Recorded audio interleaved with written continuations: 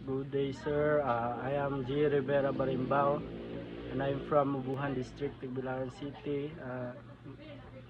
I'm 18 years old, and I want to be a policeman because this is my dream course, and this is my dream. This is my passion, and I want to be a police because I want to serve the country and my family, and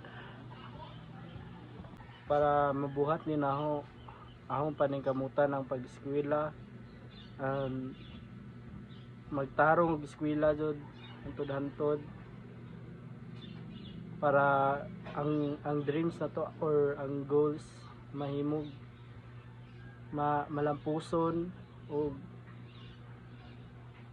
para maka serve ta sa atong country.